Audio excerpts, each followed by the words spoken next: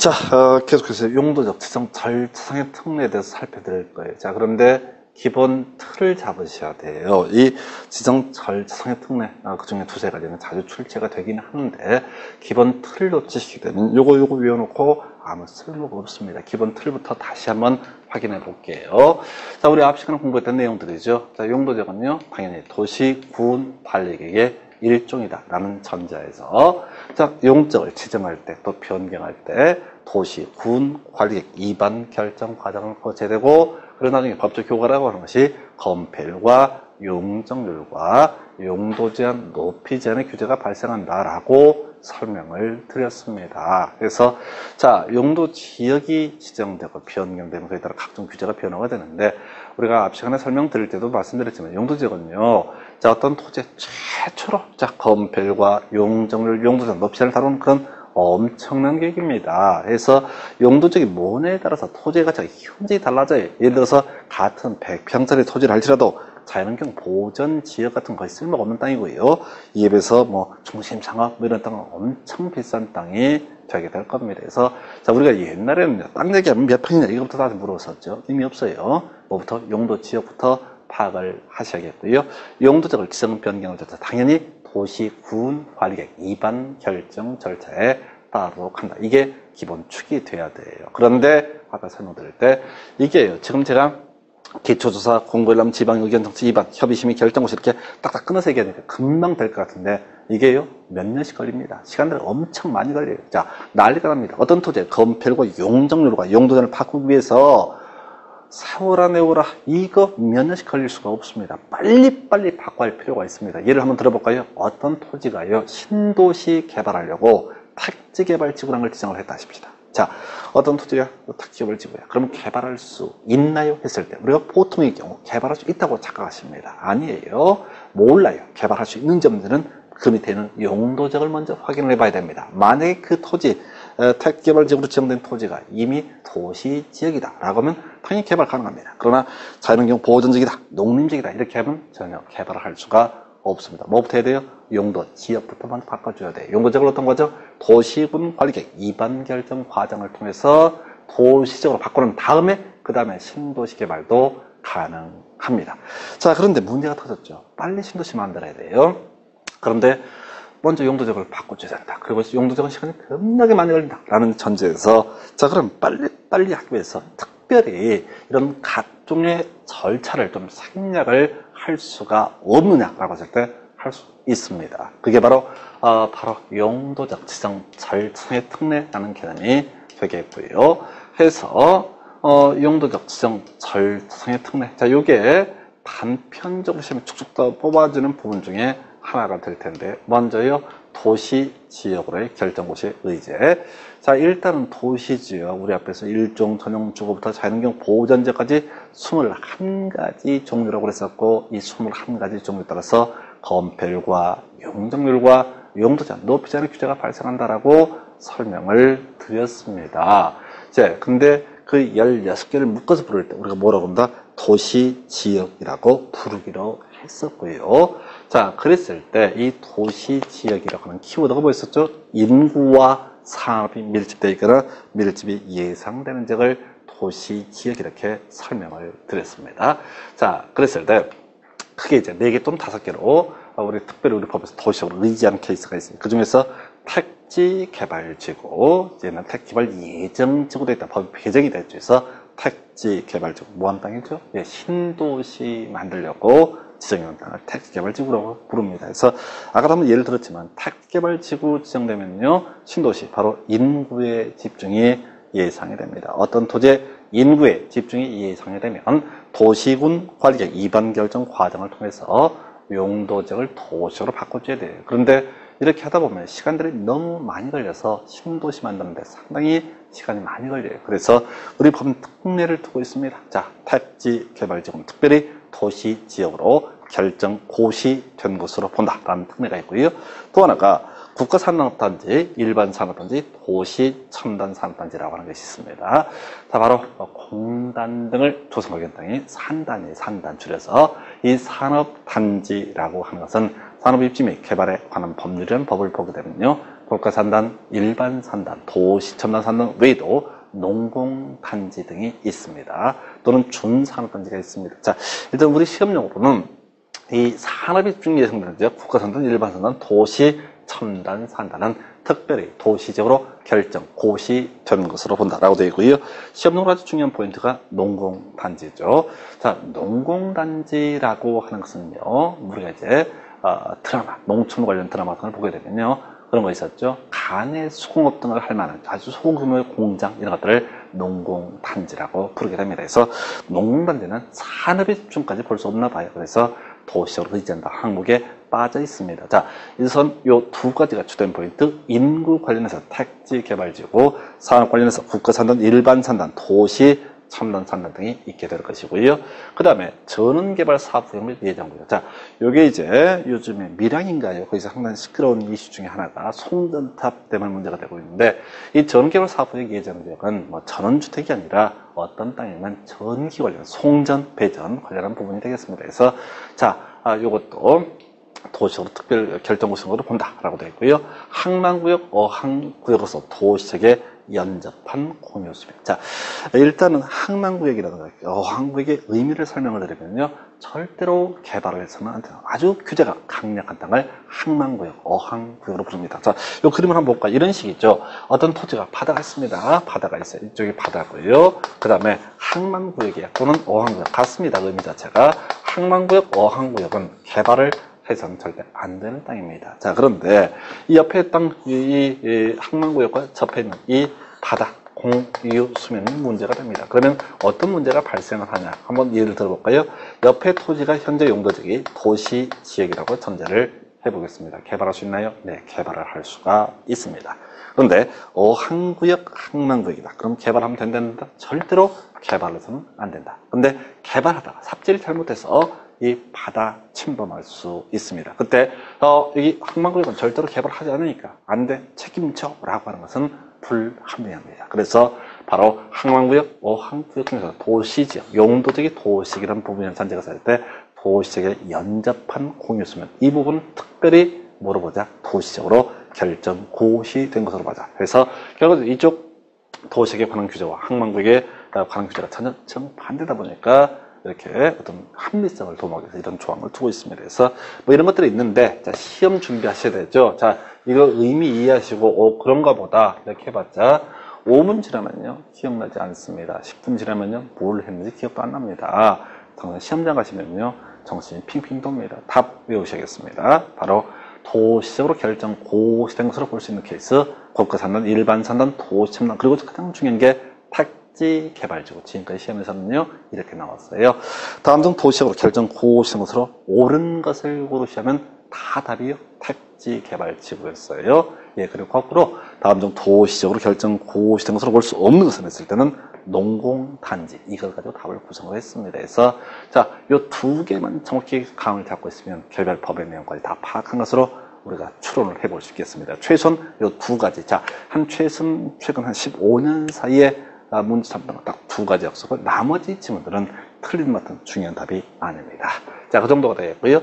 농림적 결정구 시대 설명드리긴 할 텐데 요즘은 시험에는 많이 나와요. 그런데 답은 아닙니다. 자, 관리적인 농업진흥적인 지정되는 농림적으로 결정 고시된 것으로 본다. 자, 한번 예를 들어볼까요? 자, 토지가 있습니다. 토지가 있고요. 현재 용도 지역이요. 관리지역입니다. 자, 그런데 이들 농사 열심히 짓자고 농업진흥지역이라는 게 지정이 됐다 하십시오. 이 농업진흥지역은 농지법에서 나중에 간단하게 공부하시게 될 텐데 농업진흥으로 지정되었습니다. 그러면 의미 토지의 특성을 파악해 볼까요? 자, 관리지역은 농사 짓지 않는 땅, 말 따는 땅. 최소한 관리지역은 최소한 농사를 짓지 않는 땅은 아닙니다. 도시나 농림이나 자연환경 보존적 어느 한쪽에 속하기 애매한 땅, 이게 바로 관리지역이었어요. 자, 그런데 농지법에 따라서 농업진흥지역이 지정됐습니다. 그러면 농사 지을 수 있나요? 했을 때 예, 못 짓습니다. 왜요? 모든 토지 이용주제는 뭐를 중심으로? 용도, 지역을 중심으로 돌아간다고 그랬습니다. 자, 용도 지역에서는 농사 짓는 얘기가 없단 말이죠. 그런데 개별법에서 농사를 짓자고 규정을 하고 있습니다. 그럼에도 불구하고 농사 지을 수 없어요. 이 문제 토지에서 농사를 짓기 위해서는 현재 관리지역을 어디로? 농림지역으로. 어떤 과정? 우리 앞에서 보셨던 그 복잡한 과정, 도시 구분 관리계 이반 결정 과정을 통해서 용도적을 농림적으로 바꿔줘야 됩니다. 시간들이 정말 많이 걸려요. 농사 한번 짓다가 춥습니다. 바꾸느라고 시간 때문에. 그래서 자, 이런 논리죠. 관리지역 애매한 땅이었습니다. 어디로 갈지 마음을 정하지 못했던 애매한 땅에 농사 짓자고 농업지역을 결정하면 에라 모르겠다. 특별히 물어보자. 농림적으로 결정 고시 된 것으로. 그래서 이때부터 뭐라 할 수 있다고요? 바로 농사를 지을 수 있다라는 의미가 되겠고요. 그 다음에 자 농림적과 자연환경 보존적 의지에서 자 관리적의 산지관리법 따른 보전산지가 결정 고시가 되게 된다라고 되어 있습니다. 그래서 자 그러면 보전산지의 의미, 숲을 잘 가꾸기 위한 땅이에요. 그럼 이제 용도지역을 한번 파악을 해볼까요? 관리지역은 숲을 잘 가꾸기 위한 땅이다 아니다? 아닙니다. 숲을 잘 가꾸기 위한 땅은 어떤 땅이었었죠? 두 개가 있었어요. 농림업의 진보와 산림 보존을 위한 농림지역이라고 하는 것이 하나 있고요. 자연환경 수자원, 해양 생태계 상순 문화재 보존과 수산장으로 보호 육성, 거기도 숲은 들어갑니다. 바로 자연환경 보존 지역에서 자 결과적으로 숲을 잘 가꾸기 위한 땅은 뭐라고요? 농림지역이 될 수도 있고 자연환경 보존지역이 될 수도 있습니다. 그래서요 관리지역에 보존산지, 그럼 숲을 가꿀 수 있다 없다? 아직은 안 된다고요. 원래는 이반 결정 과정을 통해서 이 관리지역에서 바로 농림지역 혹은 자연환경 보존지역으로 용도지역을 바꿔줘야 됩니다. 시간 많이 걸리죠. 그래서 관리지역에 보존산지가 지정되면 특별히 농림 또는 자연환경 보존지역으로 결정 고시된 것으로 이런 조항이 등장합니다. 자 그러나 지금 제가 이 설명을 드리긴 하지만 사실 이게 썩 좋지가 않아요. 이런 부분들에 현혹되게 되면 주된 쟁점을 놓칠 수 있습니다. 그래서 중심축을 잡으셔야 돼요. 다시 갑니다. 자, 용도지역은 도시군 관리객이니까 당연히 도시군 관리객 이반 결정 과정을 거쳐야 한다. 이게 기본이에요. 자, 그런데 특별히 택지개발지역은 도시적으로 결정 고시되는 것으로 본다. 그러나 농공단지는 도시적으로 결정 고시되는 것으로 보지 않는다. 이렇게 외워두시고 하나 더 추가할 것이 결정의 특례. 자, 요건 좀 자주 출제가 되죠. 자, 요것도 그림 가지고 한번 간단히 설명해 볼까요? 자, 토지가 있습니다. 예, 그럼 토지에 뭐가 있다고요? 아마도 용도 지역이라는 것이 있을 겁니다. 자, 그런데 한편 공유수면, 여기서 우리 법적으로는 바다를 얘기합니다. 원래 공유수면은 바다 하천 등을 총칭하는데 바다로 한정을 하고 있고요. 뭐 어느 쪽이 됐든 간에 공유수면을 매립을 했습니다. 매립을 했어요. 자, 왜 매립했을까요? 네, 모르죠. 매립 목적을 검토해 봐야 됩니다. 매립 목적.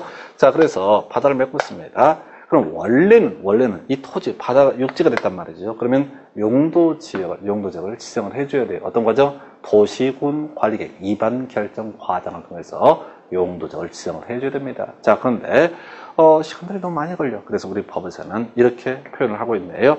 공유수면의 매립 목적이 당해 매립 구역과 이웃하고 있는 용도지역의 내용과 같으면은 도시군 관리객 이반 결정 과정 없이 바로 이웃하고 있는 용도적으로 지정된 것으로 본다라고 이렇게 규정을 하고 있습니다. 상당히 길죠.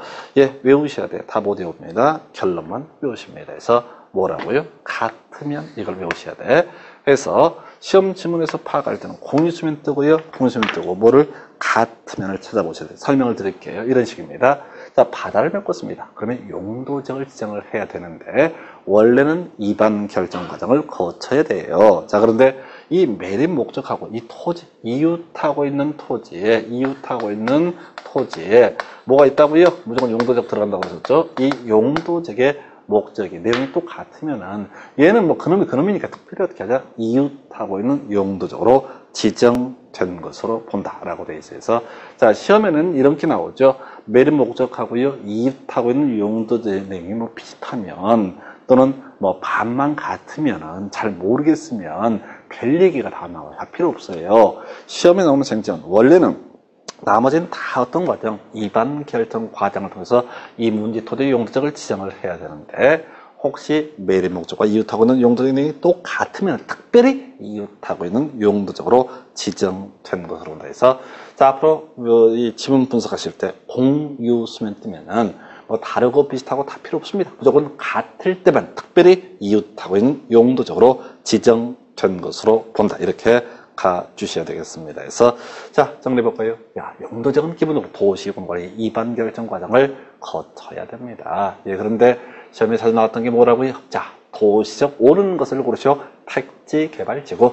도시적 의지하는 거 틀린 것을 고르시오. 농공단지. 그리고 공유 수면 뜨면 어떨 때만 같을 때만 이웃하고 있는 용도 지역으로 지정된 것으로 본다 해서 자, 바로 용도 지역. 이렇게 2반 결정 과정을 거치는 원칙인데 그러지 않아도 되는 경우 사연을 설명을 드렸어요. 그래서 이 정도가 주된 출제 포인트가 될 것이고요.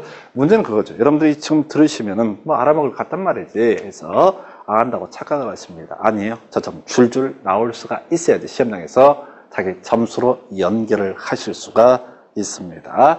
예, 그리고 이렇게 용도 지정에 따른 규제, 검별과 용적률, 용도 제한돼서 규제 내용을 외우셔야 돼요. 자, 이게 제일 부담스럽고요. 이미 올해도 출제가 됐었죠. 그래서 이 검별, 용적률, 요 숫자 줄줄 외우셔야 됩니다. 미리 개념적 설명을 드릴게요. 앞에서 우리가 용도 제외를 통해서 도달을 하고자 생긴 게 뭐였다고요? 검별과 용적률과 용도 제한, 물론 간접적 높지 않은 문제도 발생한다고 그랬습니다. 3대 규제, 검별, 용적률, 용도 제한인데요. 자, 바로 이 검별의 최대한도, 용적률의 최대한도, 그 다음에 대강 용도 제한의 윤곽, 이런 것들을 잡고 가셔야 돼서, 자, 먼저, 주거지역, 우리가 도시지역은 총 16개로 구분이 된다고 그랬습니다. 그래서 주거지역 다시 한번 종류 기억해 볼까요? 자, 크게 3개 전일들은 전용 주거지역은 1종과 2종, 일반 주거지역은 층수에 따라서 1, 2, 3종으로 구분을 할 수가 있다. 이런 것들을 지적을 해드렸고요. 자, 상업적은 중심, 일반, 근린유통 4가지, 공업적은요 전, 일, 준 3가지, 녹지는요 자, 생복 해서 3가지, 그 다음에 또 관리지역은요 계획관리, 생산관리, 보존관리, 그리고 농림지역, 자연환경 보존지역에서 총 21가지의 용도지역이 있습니다. 자, 이런 것들을 왜 지정했습니까? 바로 검별과 용적률과 용도 제한을 규제하기 위한 수단이라고 그랬어요. 그래서 바로 최대 한도 숫자 외우셔야 돼요. 자, 검별요. 이 숫자 외우는 것 자체는 되게 쉽게 느껴집니다. 금방 외워진 것 같아요. 근데 막상 시험장에 써먹지를 못해요. 왜? 21개의 용도적인 종류가 다 써요. 암기가 돼 있고 이 숫자 매칭을 시켜야지 시험용으로 의미가 있습니다. 해서요, 주거적 5, 6, 6, 5, 7 이렇게 되어 있고요. 상업적은요 9, 8, 7, 8, 공업적은요 7, 7, 7 이렇게 되어 있습니다. 녹지 이하로 20% 이하인데 계획관리적은 40% 이하라고 해서 나중에 이제 기본서 보시게 되면 계획관리 40% 외에도 예외적인 항목이 존재합니다. 그러나 우선 기본적인 숫자 5, 6, 6, 5, 7, 9, 8, 7, 8, 777, 다 20%의 계획관리력 40% 이하라는 숫자 외워두셔야겠고요.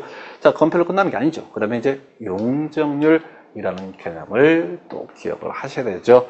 그래서 자, 주거지역부터 최대한도 큰 숫자만 외우시게 되는데 이 숫자를 줄줄 역시 꿰셔야 돼요. 자, 주거지역부터 6가지 100%, 150, 200, 250, 300, 500에서 6개, 상업지역 1500, 1300, 900, 1100 3가지 중심상업지 제일 규제가 완화가 되어 있습니다. 그 다음에 공업지역은요 300, 350, 400 되어 있고요.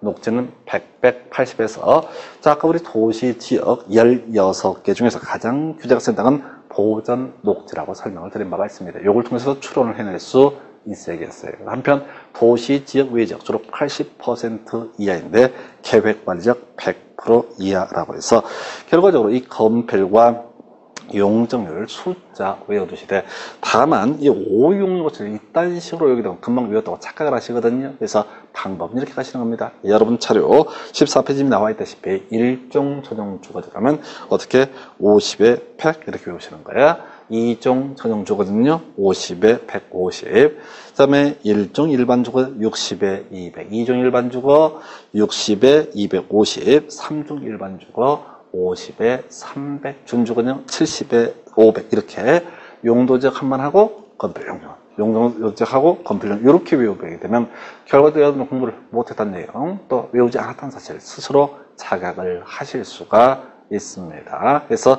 이 21개 용도적인 종류를 외우셔야지 결과적으로 이 검별용도 숫자를 매칭을 시킬 수 있는데 그걸 동시에 해결하면 힘들고 어렵긴 하겠지만은 각각의 용도적 거를 검별, 용도 이렇게 묶어서 가셔야 돼요. 중심상업적은요 90에 1500, 일반 상업적은 80에 1300이었네요. 자, 근린상업적은 70에 900, 유통상업적 80, 100. 자, 80에 1100이죠. 이, 우리가 앞에서 근린과 유통을 비교했을 때, 근린상업적은 재래시장, 유통상업적은 도매시장이라고 말씀을 드렸어요. 어디가 더 건물 높이진다고요? 유통상업적이라고 이미 지적을 한 바와 같습니다. 자, 공업적이요. 70에 300, 70에 350, 70에 400. 이렇게 1001존 순서에 따라 이루어지고요. 자, 녹지. 20에 100, 20에 100. 20.